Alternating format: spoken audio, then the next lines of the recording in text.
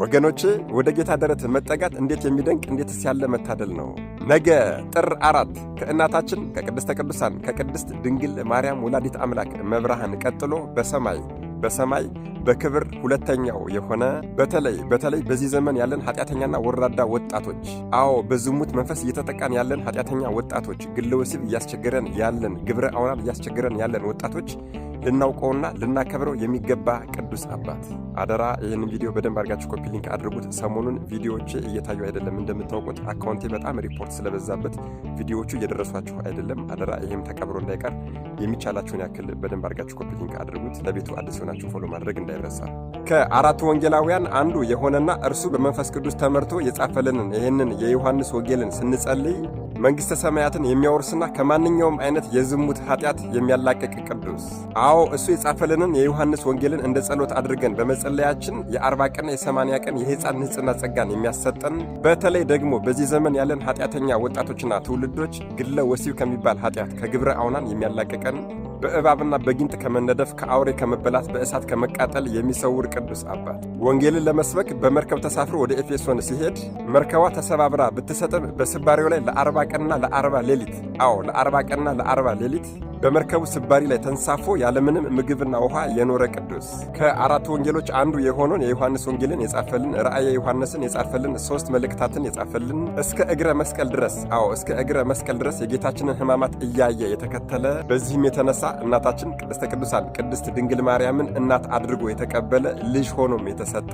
ወላጅ እናቱ ገና በልጅነቱ ጥላው ስለሞተች እናታችን ቅድስተ ቅዱሳን ቅድስት ድንግል ማርያም እናት ሆና ያሳደገችው፣ በመልኩም በሕይወቱም ጌታችን አምላካችን ኢየሱስ ክርስቶስን የመሰለ፣ ገና በሕይወት እያለ ጌታችን አምላካችን ኢየሱስ ክርስቶስ ሞትን እንደማይቀምስ ስለነገረው እንደ ነቢዩ ሄኖክና እንደ ነቢዩ ኤልያስ ወደ ብሔረ ሕያዋን በሕይወቱ የተሰወረ የሄደ፣ ጌታችን እጅግ በጣም ይወደው ስለነበረ ፍቁረ እግዚእ የተባለ፣ የጌታችንን አምላክነት በመግለጹ ወልደ ነጎድጓድ የተባለ፣ ነገረ መለኮትን ከሌሎቹ በተለየ ሁኔታ አምልቶ አስፍቶ አመስጥሮ ስላየና ስለተመለከተ እንዲሁም ስለጻፈ ነባቤ መለኮት ወይም ደግሞ ታኦሎጎስ የተባለ፣ የሚመጣውን ቀድሞ ስላወቀ አቡ ቀለምሲስ የተባለ፣ የጌታችንን መከራውን ሕማማቱን ስቃዩን ሞቱን እያሰበ ለ70 ዘመናት እያዘነና እየተከዘ እያለቀሰ ስለኖረ በዚያም የተነሳ ፊቱ የተቋጠረ የማይፈታ ስለነበረ ቁጹረ ገጽ የተባለ፣ ስዕል የመሳል ችሎታ ስለነበረውም የጌታችንና የአምላካችን የመድኃኔ ዓለም የኢየሱስ ክርስቶስን ስነ ስቅለትም ለመጀመሪያ ጊዜ የሳለልን እርሱ ነበር።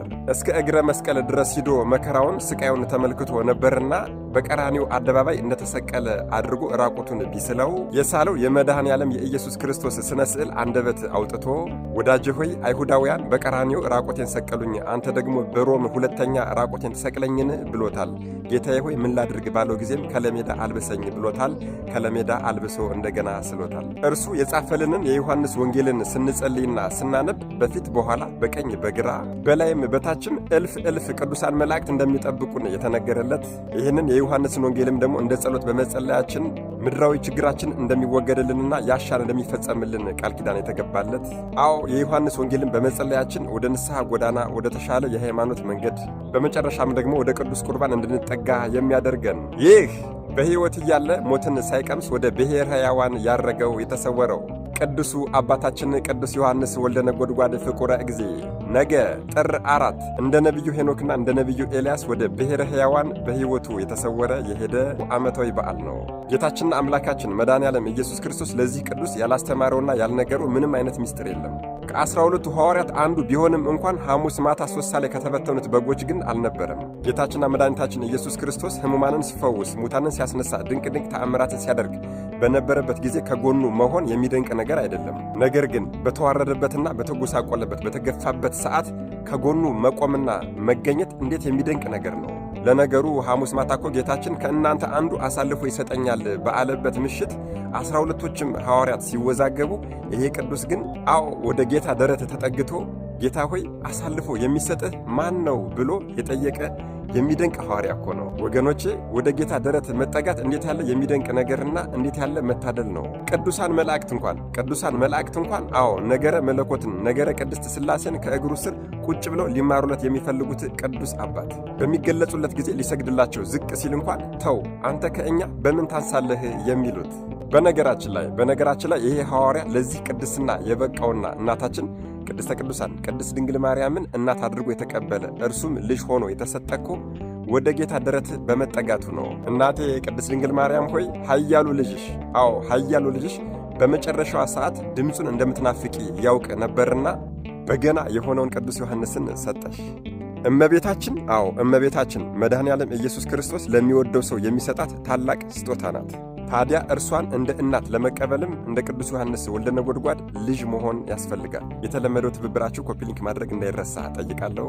መድኃኔ ዓለም ኢየሱስ ክርስቶስ ከሐዋርያው ከወንጌላዊው ከሰማዕት ዘእንበለ ደም ከአቡ ቀለምሲስ ከታኦሎጎስ ወልደ ነጎድጓድ ከደቀ መለኮት ወምስጢር ፍቁረ እግዚ ከርዕሰ ደናግል የደናግል አለቃ ቁጹረ ገጽ ዘረፈቀ ውስተ ሕጽኑ ለኢየሱስ ከጌታ ጎን ይቀመጥ ከነበረው ከልዑለ ስብከት ከምድራዊ መልአክ ከአምደ ብርሃን ከትንቢት ሐዋርያ ከቀርነ ቤተ ክርስቲያን ከኮከበ ከዋክብት ከደናግል አለቃ ከቅዱስ ዮሐንስ ወልደ ነጎድጓድ ረድኤት፣ በረከት፣ ምልጃ፣ ቃል ኪዳን፣ ፍቅር አይለየን። አሜን። ይቆየን።